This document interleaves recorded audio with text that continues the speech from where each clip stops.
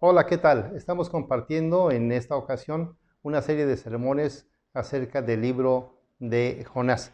Y nos da mucha alegría estar compartiendo con ustedes desde aquí, desde nuestro hogar. Ustedes saben que todo el mundo está en tiempo de descanso, todos estamos en nuestros hogares. Espero que ustedes también estén tranquilos compartiendo con toda la familia estos mensajes de la palabra de nuestro Dios. Hay ciertas preocupaciones que los pastores tenemos. Y una de las preocupaciones que tenemos es que algunos cristianos critican a otros de ser malcristianos. Y esto realmente es una tristeza porque no sabe uno cuándo está siendo comentado por otros de ser un mal cristiano, de tener una mala fama, de no ser conocido con las actitudes cristianas, con los pensamientos cristianos. Y esto realmente es muy triste, pero es una realidad dentro de nuestra iglesia o de nuestras iglesias. Hay un ejemplo muy particular en las Sagradas Escrituras que es precisamente el personaje de Jonás. Jonás fue un profeta en el Antiguo Testamento en el tiempo de Jeroboam II y tenía una popularidad muy especial y había sido conocido como un profeta seguro, un profeta que cada vez que abría su boca, las cosas que decía funcionaban porque hablaba en nombre de Dios y lo hacía muy bien. Pero cuando vemos en el libro de Jonás, vemos el verdadero carácter de este hombre, el verdadero carácter de este profeta, y realmente no es algo de aplaudir. Y debemos de decir esto porque cada vez que hablamos del profeta Jonás, inmediatamente lo primero que pensamos es que su mala fama, donde quiera. Hablamos de los niños y los niños nos dicen, es que era el profeta desobediente. Y llegamos a las Sagradas Escrituras en el Nuevo Testamento y el Señor Jesucristo, para referirse a Pedro, le dice Pedro, hijo de Jonás, pero no por los mejores ejemplos, sino porque seguía ciertas características no de buena fama de este profeta. En esta ocasión queremos compartir precisamente una enseñanza que es muy práctica para cada uno de nosotros. Podríamos preguntarnos cuáles son las características de una mala fama en la vida de un creyente, de un hijo de Dios. Lo primero que debo observar es que en Jonás capítulo 1, versículo 1, dice, vino palabra de Jehová a Jonás, hijo de Amitai, diciendo, versículo 2, levántate y ve a Nínive, aquella gran ciudad, y pregona contra ella, porque ha subido su maldad delante de mí. Una característica que parece que está oculta en este pasaje es que Jonás representa a un cristiano que no sabe perdonar, a un cristiano que han sucedido algunas situaciones en la vida y no lo puede superar, no lo quiere perdonar, no lo quiere olvidar. Y es que este pasaje nos presenta que en el año 612 el pueblo de Nínive derrotó a Jerusalén. Al pueblo de Israel lo derrotó, lo humilló de una forma muy fuerte, y han pasado los años y Nahum es un profeta que habla acerca del juicio en contra de Nínive. Pero Jonás, cuando es llamado por Dios para ir y predicar precisamente a Nínive, él no lo quiere hacer porque él no ha podido perdonar, no ha podido superar y no lo quiere hacer. Y esta característica la vemos por todas partes. ¿Cuántos cristianos tienen problemas con sus padres desde hace 20 o 30 años? ¿Cuántos hijos tienen problemas con sus propios hermanos desde hace muchísimo tiempo? ¿Cuántas ocasiones no nos hemos visitado en nuestros hogares porque no queremos perdonar alguna actitud, algún detalle, algún gesto, alguna palabra, alguna cosa que la tenemos registrada en nuestro corazón y no la queremos perdonar? Y Jonás precisamente tiene este problema. Estamos en punto de un momento cuando tiene que aprender lo que enseñó el Señor Jesucristo. ¿Cuántas veces he de perdonar a mi hermano que me ofende? Él enseñó 70 veces 7, para referirse a las veces que sean necesarias. Cuando termines de 7 o de 70 veces 7, comienza a hacerlo otra vez 70 veces 7. O cuando el Señor Jesús dijo que teníamos que orar y perdonar a nuestros enemigos. De tal modo que Jonás se había aferrado a un problema muy antiguo. ¿No te recuerda a alguien? ¿No te recuerda a algo? ¿No te recuerda que tú tienes por ahí algunas relaciones rotas que tienes que superar? Creo que es tiempo, y Jonás en este pasaje nos está presentando que su mala fama de cristiano es precisamente en primer lugar por no saber perdonar. El segundo asunto de Jonás como un mal cristiano es que no quiere obedecer. Dios le dice, ve a Nínive, aquella gran ciudad, a esta ciudad que se ha perdido, esta ciudad que su maldad ha crecido tanto, su maldad ha ido en crecimiento tal, y es lo normal en una ciudad grande, que cada vez que la ciudadanía va creciendo, la maldad, la perversidad, el pecado va creciendo. Y él simplemente dice que no, simplemente él dice que no quiere ir a Nínive. Pero noten por favor algo.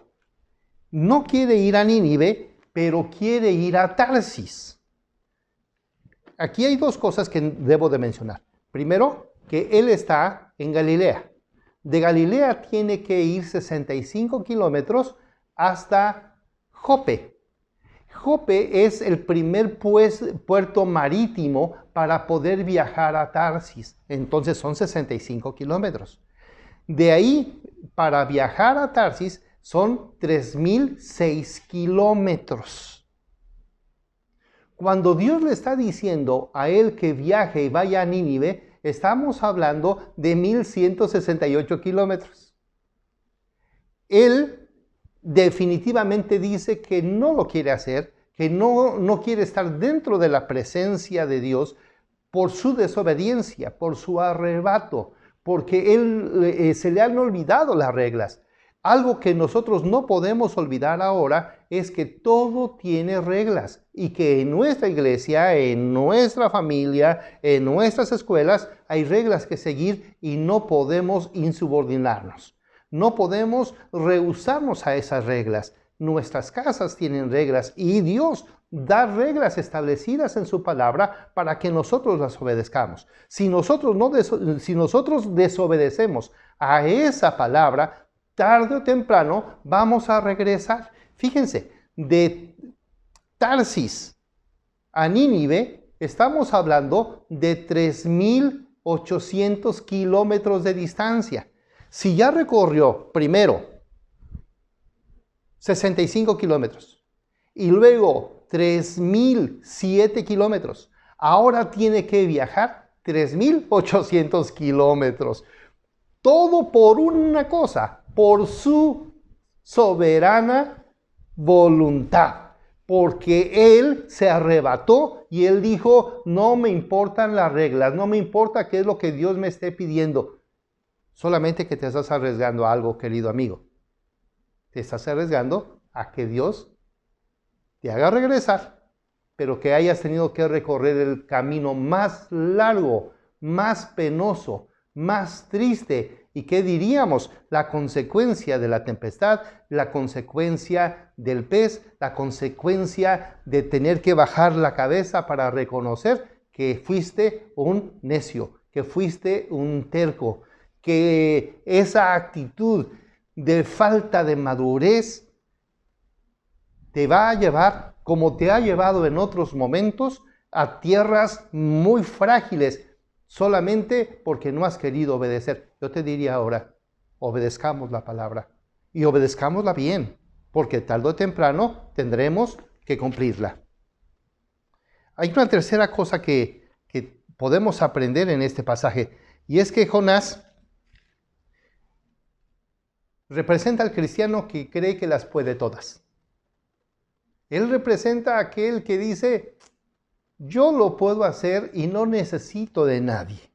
En el versículo número 3 dice, y Jonás se levantó para huir de la presencia de Jehová a Tarsis, y descendió a Jope, y halló una nave que partía para Tarsis, y pagando su pasaje. ¿Cómo? ¿Pagando qué? Pagando su pasaje. Él mismo tenía el efectivo. Él mismo tenía la cantidad como para poder hacer esto.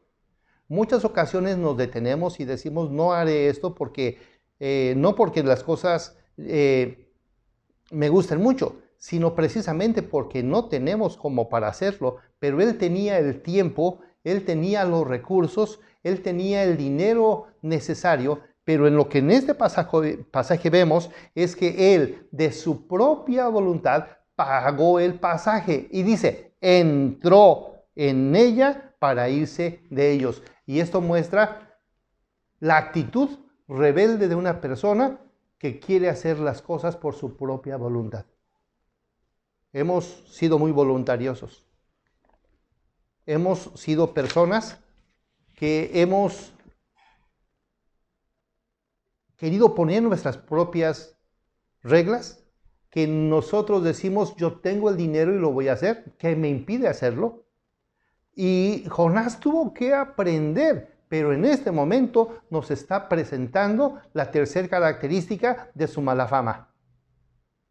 Yo creo, querido hermano, que usted no quiere gozar de mala fama, y creo que cuando menos estas primeras 3 características que estoy mencionando, usted ya está listo para corregirlas.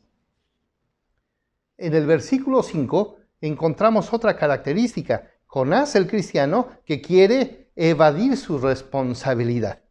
Noten por favor en ese versículo, y los marineros tuvieron miedo y cada uno clamaba a su Dios y echaron al mar los enseres que había en la nave para descargarla de ellos. Pero Jonás había bajado al interior de la nave y se había echado a dormir. No me interesa lo que otros hagan. No me importa lo que a otros les pase. Notemos claramente que lo que sucedió de esta tempestad fue por causa de él, por la culpa de él. Y cuando ve que se levanta la tempestad y aquellos comienzan a correr por todas partes, aquel en una indiferencia tremenda se mete al camarote y se va a dormir. No me importa nada y no me importa nadie. Si nos vamos a ahogar, nos ahogamos todos. Esta es una actitud de un maleante. Si voy a morir, pero todos se van conmigo. Qué malas actitudes tenía el profeta. Qué malas actitudes tenemos como cristianos. Si van a llorar en mi casa o van a llorar en la otra casa, mejor que lloren en aquella y no que lloren en la mía. Eso es una falta de responsabilidad. Pensar en mí y no pensar lo que pueda pasarle a otra persona, porque no olvidemos que cada vez que una desobediencia se hace, se ocasionan otras muchas cosas. Hay una caída en cadena de situaciones que suceden precisamente porque uno rompió cierta regla, cierto principio, y esto hace que otros sufran. Y qué triste que por nuestra desobediencia otros tengan que sufrir, otros tengan que padecer. El pecado de Abraham le llevó lejos. Imagínese, pecó hace muchísimos años, hace más de 4,000 años, y todavía los problemas entre Ismael e Isaac siguen adelante. Todavía judíos y árabes siguen peleando precisamente por una desobediencia. Yo hago algo irresponsable, pero no solamente me afecta a mí, sino que afecta a otros. Y no afecta poco, afecta por muchos años. Por eso ahora yo te digo, si tú estás pensando, tomar una mala actitud, si estás pensando en algún divorcio, en alguna separación, en un acto de infidelidad, algo de deslealtad, yo te diría detente, eso va a perjudicar a tus hijos, va a perjudicar a tu familia. No solamente te va a perjudicar a ti que estás tomando una mala decisión. Ahora yo puedo decirte, esa mala fama de cristiano se puede terminar si tan solo reconoces tus propias responsabilidades. Adán no quiso aceptar su responsabilidad y lo echó a su esposa. Ella no quiso aceptar su responsabilidad y lo lanzó a la serpiente. ¿Tú a quién le vas a echar la culpa? Tu falta de responsabilidad y tus errores cometidos, ¿a quién vas a culpar? ¿A tu mamá? ¿A tu abuela? ¿A tus primos? ¿A tus sobrinos? ¿A tus hijos? ¿A quién? ¿A la iglesia? De esto ya hay mucho.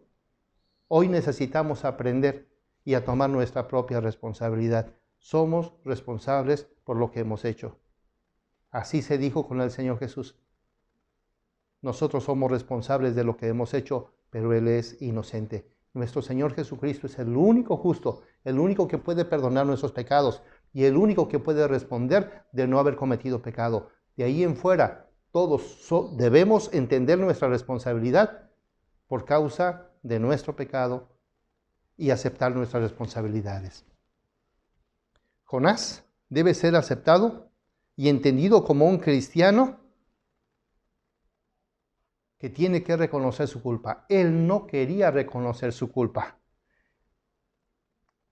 Hay dos cosas en el pasaje que se pueden ver. En el versículo número 7 dice, y dijeron cada uno a su compañero, venid y echemos suertes para que sepamos por causa de quién nos ha venido este mal. Y echaron suertes y la suerte cayó en Jonás. Descubrieron su culpabilidad.